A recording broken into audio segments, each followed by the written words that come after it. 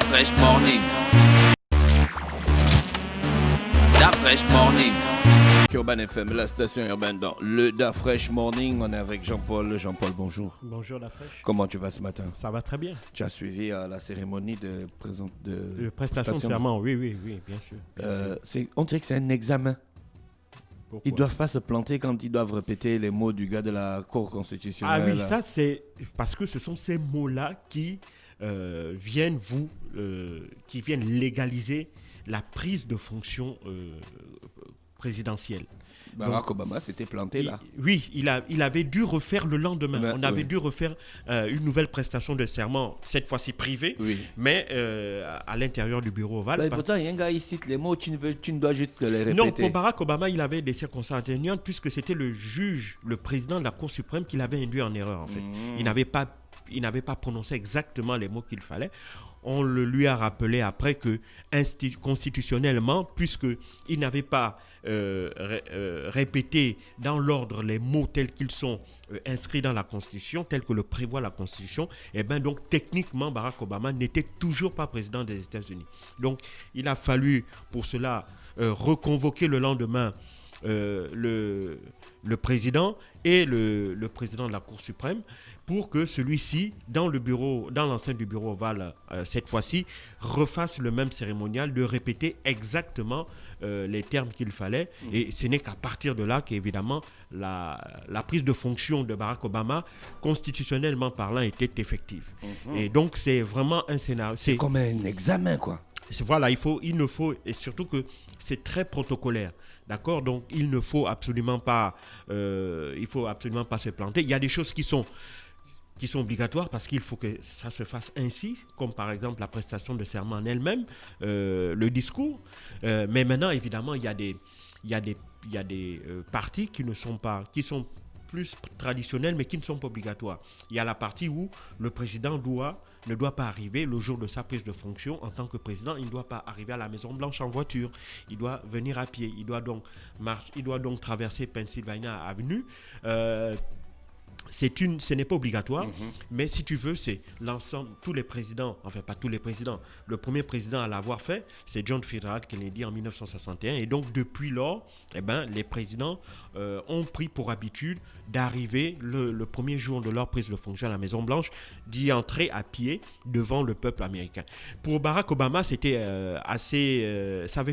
ça avait suscité une polémique parce qu'il faut savoir que cette partie-là, qui a l'air tout à fait banal, le président, son épouse et sa famille qui marchent sur Pennsylvania Avenue et qui se dirigent vers la Maison-Blanche, c'est un véritable casse-tête pour les services de sécurité parce que vous voyez que c'est une zone qui est extrêmement ouverte avec de nombreux immeubles partout de part et d'autre de la rue et le risque d'avoir un tireur isolé tenter d'attenter à la vie du président, c'est une réalité qui était là parce qu'il ne faut pas oublier par exemple que lorsque Barack Obama avait pris sa fonction, on avait enregistré, le FBI, plus de 2500 messages haineux adressés à Barack Obama et parmi ces messages-là, de nombreux messages de mort. Et donc, à un moment même, le Secret Service avait donc tenté de décourager Barack Obama de ne pas, si tu veux, respecter cette tradition-là d'entrer à la Maison-Blanche à pied parce qu'il lui avait dit qu'il ne pouvait pas lui garantir à 100%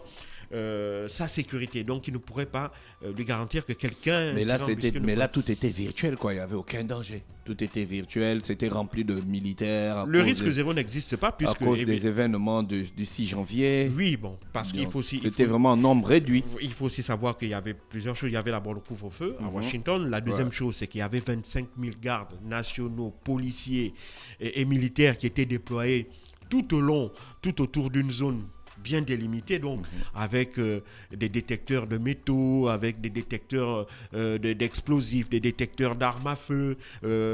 Les personnes qui étaient autorisées à traverser, à pénétrer dans cette aire protégée, là, été triées sur le volet, on l'a vu. Il n'y avait quasiment pas d'invités, mais la première raison, c'était évidemment lié au Covid-19, parce que le risque d'organiser une cérémonie avec des dizaines de milliers de personnes pouvait augmenter le risque de contamination ou de propagation du virus. Et donc, Joe Biden n'a pas voulu faire prendre ce risque-là aux Américains le premier jour de sa prise de fonction. Et donc, il a donc demandé aux citoyens américains de ne pas se déplacer, de ne pas venir assister par eux-mêmes à cette prestation de serment.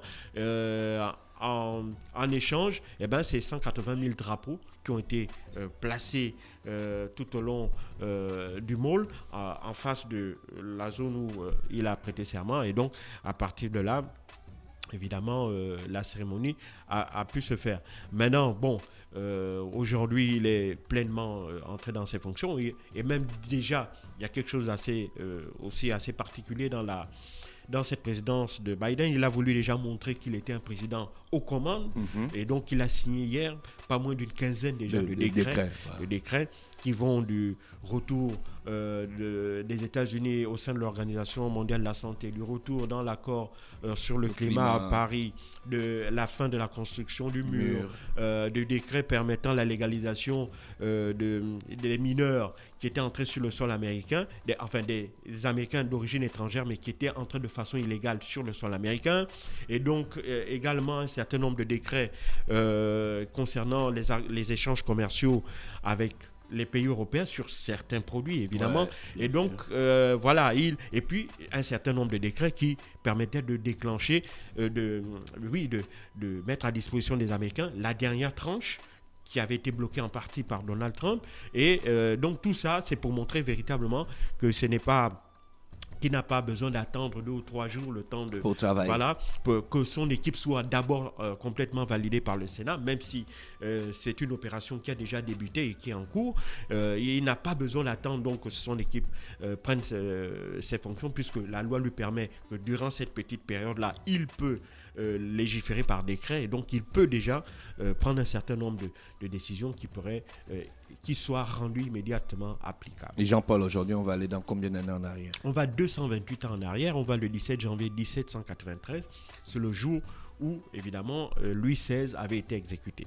Alors, il faut savoir que Louis XVI, c'est le dernier roi des Français, le dernier roi de France et de Navarre, c'est comme ça qu'on appelait ce royaume-là. Alors, il ne faut pas oublier qu'en 1789, il va y avoir le début de la Révolution française avec la prise de la Bastille. Et en 1792, il va y avoir, le 10 août 1792, l'attaque des Tuileries. Et donc, cette attaque des Tuileries-là va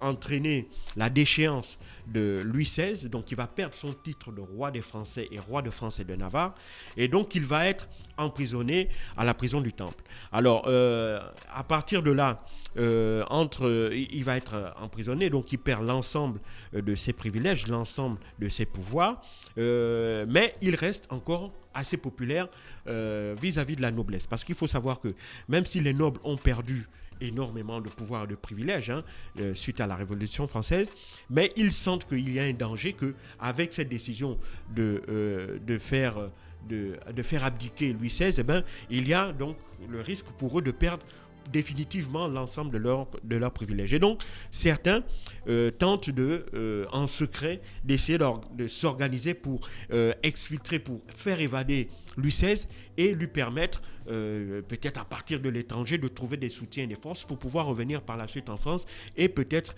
essayer de reprendre le pouvoir et rétablir la royauté.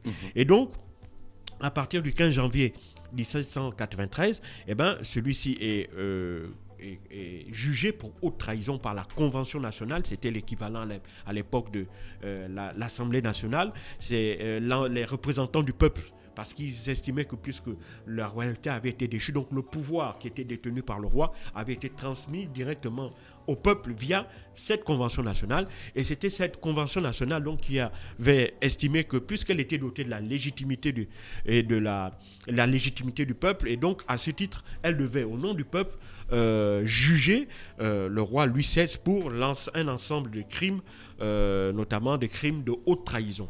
Et donc entre le 15 et le 20 janvier 1793, donc de manière assez quand même expéditive, il faut le dire, en 5 jours, les députés de la Convention vont donc condamner Louis XVI pour haute trahison, vont accuser Louis XVI de haute trahison et le condamner à la peine capitale. Alors, bien entendu, le 20 janvier, le 20 janvier au soir, aux alentours de 17h, la nouvelle lui est transmise à Louis XVI et celui-ci répond à la Convention en demandant un délai supplémentaire de 3 jours, le temps pour lui de rédiger un testament, de faire ses adieux à sa famille et éventuellement de faire un peu, comment dirais-je, de faire une espèce de repentance, son absolution, un peu, puisqu'il était profondément croyant. Et donc, la Convention va refuser, et donc aux alentours de 19h, on va lui signifier que ce n'était pas possible, et donc la soirée même, on va, aux alentours de 20h, faire venir à ses côtés son épouse Marie-Antoinette, sa sœur Jeanne de France, son fils et sa fille, Louis XVII, et donc, enfin le dauphin qui s'appelait Louis-Pierre, et donc tous, avec sa sœur, tous vont être ramenés à la prison du Temple et vont s'entretenir avec Louis XVI une dernière fois. L'entretien va durer jusqu'aux alentours de 23 heures. Ouais. Et à partir de ce moment-là, ils vont être interrompus. Marie-Antoinette, sa belle-sœur et ses enfants vont être exfiltrés de la salle. Et il faut aussi savoir que l'une des raisons pour lesquelles les députés de la Convention nationale vont absolument tout faire pour qu'on exécute Louis XVI le lendemain. Il faut savoir que la même soirée, donc le 20 janvier 1793, aux alentours de 22h, un député de la Convention nationale qui avait justement voté en faveur de l'exécution de Louis XVI est assassiné au cours de cette nuit-là. Et donc, les députés ont un peu peur qu'il y ait une espèce de renversement de la situation, que les royalistes qui restent, même s'ils sont plus discrets, mais ils restent énormément, ils sont encore nombreux, et comme on ne sait pas exactement qui est qui, et donc ils ont un peu peur que si on garde encore plus longtemps Louis XVI, que cela laisse le temps aux royalistes de s'organiser et éventuellement d'organiser son évasion. Donc pour eux, il faut absolument pour eux la destruction totale ou la mise à mort totale de la royauté en France doit passer par l'exécution de Louis XVI. Et donc pour eux, ils veulent accélérer le tempo. Et donc à la suite du meurtre d'un des députés de la Convention qui avait justement voté le jour même l'exécution de Louis XVI, cela va accélérer les choses. Et donc dès le soir, déjà aux alentours de 5h du matin, le lendemain on va le réveiller, son valet Claverie, et il va rédiger 2 lettres. Il y a une lettre qu'il va rédiger à l'endroit de Marie-Antoinette et une autre lettre qu'il va rédiger à l'abbé Edgeworth, qui était considéré comme, si tu veux, son curé personnel. Et donc, par la suite, il va également accompagner de cette lettre-là, il va prendre son anneau de mariage qu'il va joindre également à la lettre qui était adressée à Marie-Antoinette. Et à Claverie, son valet, il va lui offrir le sacre, son ancien sceau royal, et lui-même, il va garder l'anneau royal, l'anneau de son sacre. Et donc, aux alentours de 10 heures, évidemment, il y a la Convention nationale a appris que il y a un petit groupe de royalistes qui a essayé d'organiser un complot la nuit même visant à tenter de faire évader Louis XVI, mais ce complot-là a été déjoué à temps et la plupart une partie des royalistes a été tuée tandis que le reste a plus ou moins disparu dans la nature. Et donc, pour eux, c'est la preuve que, évidemment, il y a des choses qui se trament en douce pour essayer d'empêcher l'exécution de Louis XVI. Et donc, ils vont accélérer encore le tempo puisqu'aux alentours de 10h, cette fois-ci, Chambon, qui était le maire de Paris, va demander à la Convention nationale, étant donné qu'il s'agit de l'ancien roi, que celui-ci ne soit pas conduit devant son lieu d'exécution sur une simple charrette de condamné à mort. Et donc, il va mettre à la disposition de Louis XVI son carrosse personnel. Et donc, celui-ci va monter accompagné de son curé personnel, l'abbé Edgeworth, et 2 autres gardes nationaux. Et donc, ils vont monter et ils vont suivre la procédure, ils vont suivre le trajet qui part de la prison du Templier jusqu'à l'actuelle place de la Concorde en France, qui était le lieu où avait été installée la guillotine qui devait servir à l'exécution de Louis XVI. Et donc, durant le parcours, il ne faut pas oublier que la Convention nationale a mobilisé toutes les forces de sécurité et de défense tout au long du trajet. On estime à peu près que entre 25 000 et 30 000 soldats avaient été mobilisés dans Paris et que toutes les zones stratégiques. On avait même mis des canons pour parier à toute éventualité d'une attaque qui pourrait tenter d'interrompre évidemment cette cérémonie d'exécution. Et donc, c'est dans ce climat-là de très forte tension que Louis XVI est conduit petit à petit vers le lieu où il sera à la guillotine. exécuté. À la guillotine. Et donc, à 10h22 exactement, on lui lit l'acte d'accusation et la sentence. Et il y a une chose tout à fait étonnante, c'est qu'il va garder son calme. Et puis Louis XVI avait une particularité, que c'était quelqu'un d'une très grande taille. Il mesurait 1,90 m. Et donc, de loin même, la foule parvient à bien le distinguer parce que physiquement, il est au-dessus de ceux qui l'entourent.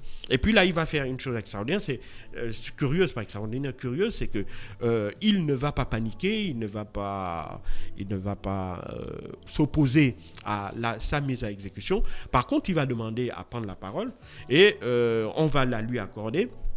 Et donc là, il va dire quelque chose de très simple, c'est que il va dire qu'il est innocent des crimes pour lesquels on l'a accusé et qu'il espère que son sang qui va être versé pour la France va être versé pour que, évidemment, ce pays-là ne s'effondre pas, que le sang qu'il va verser, il va le verser pour la paix et, si tu veux, la postérité de la France. Et donc, pendant qu'il fait son discours, il est brutalement interrompu par le chef des gardes là qui était justement commis pour le surveiller. Et donc, il va couper le discours et puis immédiatement, on va l'introduire dans la machine, donc l'appareil, on va poser sa tête et on va le guillotiner. Et ensuite, sa tête sera présentée à la foule sous les acclamations, évidemment, du peuple. Donc, c'est à partir de ce moment-là que Louis XVI décède, le dernier roi de France.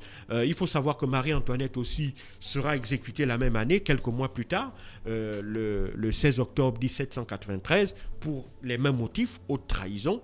Et donc ces deux personnalités-là, malgré leur disparition tragique, restent encore profondément ancré dans l'histoire de France, puisque jusqu'à aujourd'hui, les gens sont fascinés notamment par Marie-Antoinette, aujourd'hui, peut-être, on le dit, c'était une reine qui était très avant-gardienne par rapport à son époque. Elle aura considérablement transformé l'image de la femme en France et la femme dans la noblesse, dans la royauté. Et donc, aujourd'hui, ça suscite même une espèce de nostalgie de la part des Français vis-à-vis de cette époque-là. Mais c'est une époque qui est sombre, puisque l'exécution de Louis XVI ne va pas mettre fin à la terreur, puisqu'après, il y aura une grande période qu'on va appeler la période de la terreur, où évidemment, on va assister à une espèce de transformation de cette convention nationale entre, d'un côté, des clivages très forts qui vont se mettre en place et une lutte sanglante pour la conservation du pouvoir qui va